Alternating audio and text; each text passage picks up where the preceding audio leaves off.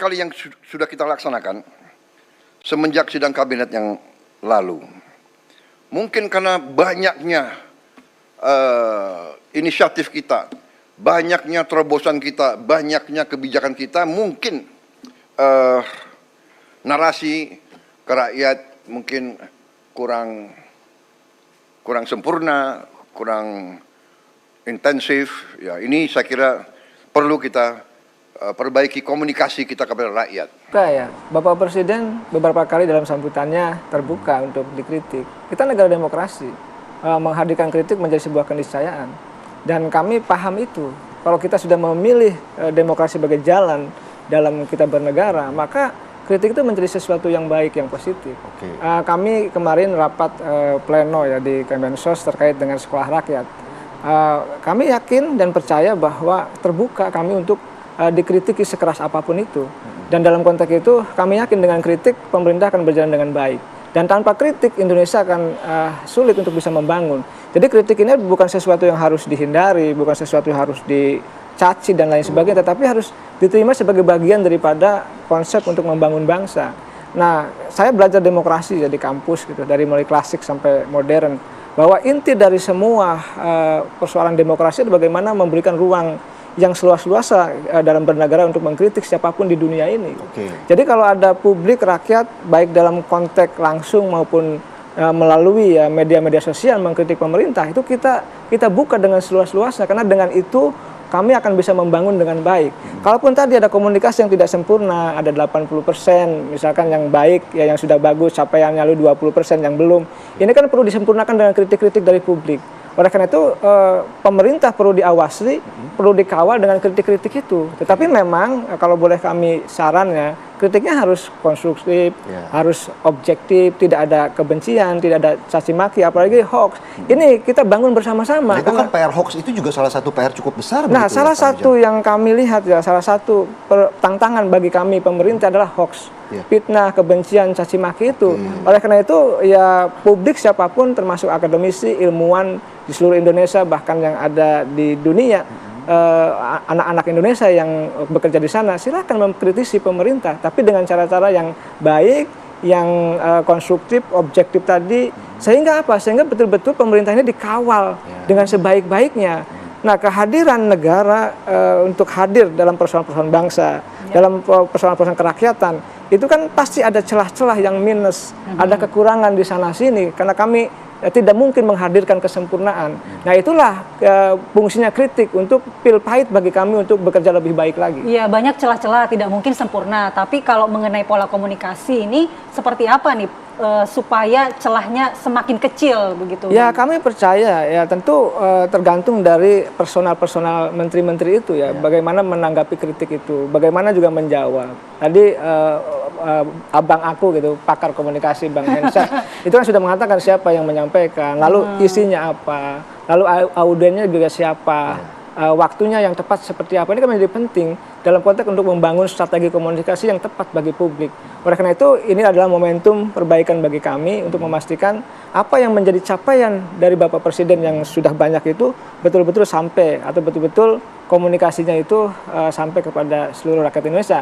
Jangan sampai, kita ini sangat luas ya. Oleh karena itu perlu komunikasi yang sederhana, komunikasi yang jernih, yang mengalir. Ini yang insya Allah akan kami hadirkan ke depan begitu. Mohon doa restunya. Amin begitu. Nah, kalau Bang Hensa sendiri mendengar penjelasan dari Kang Ujang sendiri, celah-celahnya seperti ada di mana sih kalau di pemerintahan sekarang untuk memperbaiki itu? Ya, akhirnya celahnya kan ada di individu masing-masing gitu ya. Ini jejak digitalnya masih ada. Saya berbincang dengan banyak sekali saudara-saudara kita yang berjuang cari nafkah di jalanan. Ada salah satu perbincangan begini, kalau ketemu pejabat mau ngomong apa? Responnya begini nih, bapak-bapak penjual sayur keliling, kasur keliling ini. Nggak usah lah ngomong sama pejabat, kita nggak akan dengerin. Mendingan ngomong sama artis aja Pak, langsung to the point, itu dia.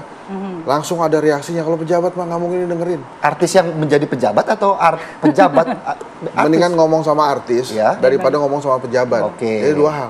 Karena menurut dia, ngomong sama artis itu bisa langsung konkret. Sementara ngomong sama pejabat nggak akan didengerin. Jadi artinya di situ tuh citra pejabat di mata rakyat, gitu ya. Jadi artinya ada keengganan bagi rakyat untuk curhat, kepada pejabat, ada keengganan bagi rakyat untuk berkomunikasi dengan pejabat karena ada ketakutan nggak didengerin gitu.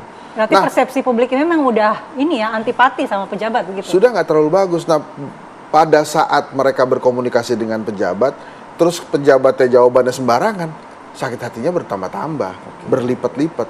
Makanya kalau kita mau belajar dari Orde Baru, kan kalau nggak semua yang ada di Orde Baru itu bagus kan, dan ini teori spion juga, saya udah berkali-kali mengatakan kita ngelihat ke belakang untuk maju ke depan. Zaman Orde Baru itu hanya beberapa orang aja yang bisa bicara, gitu. Pak Murdiono misalnya, dan dia selalu mengutamakan timing pada saat dia ready to speak gitu. Jadi nggak di doorstop, tapi sebentar dulu gitu, kita duduk dulu dan lain-lain dan lain-lain. Nah itu bisa ditiru tuh oleh para pejabat kita, karena begini, rakyat itu mau ngadu ke siapa lagi selain para pejabat, selain kepada para wakil rakyat. Yang diharapkan kan sebetulnya mengayomi singkat aja. Misalnya ya, saya akan berkomunikasi tuh dengan polisi tentang kasus pengiriman kepala babi itu. Itu akan lebih menyejukkan daripada bercanda yang banyak banget rakyat nggak tahu konteksnya apa gitu. Jadi menurut saya jangan lagi ditambah beban rakyat dengan harus mendengarkan pesan-pesan yang tidak tepat dari para pejabat gitu. Kalau dari hasil survei Kedai Kopi, ditanya apakah masyarakat Indonesia optimis dengan pemerintahan Pak Prabowo? Jawabannya optimis. Tapi kalau kita tanya lagi, kenapa optimis? Ya kita nggak punya pilihan lain. Selain memang kita percaya kepada Pak Prabowo. Makanya kalau Pak Prabowo serius-serius gitu sih kita seneng. Nah satu lagi ya, jangan disamain nih komunikasi presiden sama pejabat-pejabat di bawah presiden. Kenapa? Kalau presiden bicara, apa aja tuh oke aja kelihatannya. Karena kita bisa anggap, oh ini orang lagi bercanda nih. Gitu ya. Ya endas punya Pak Prabowo waktu disampaikan juga yang ketawa banyak. Rakyat juga sambil bercanda ya dikit-dikit endas. Berarti pembantunya nggak boleh ikut presiden? Beda levelnya gitu. Pak Jokowi juga kan sering-sering juga bercanda. SBY juga sering-sering juga bercanda. Kadang-kadang garing cuma kita ketawa juga. Kenapa? Ya karena memang levelnya ada di sana. Jadi kembali ke teori komunikasi di awal yang tadi saya sampaikan. Dan menurut saya sih teman-teman di pemerintahan sudah paham itu.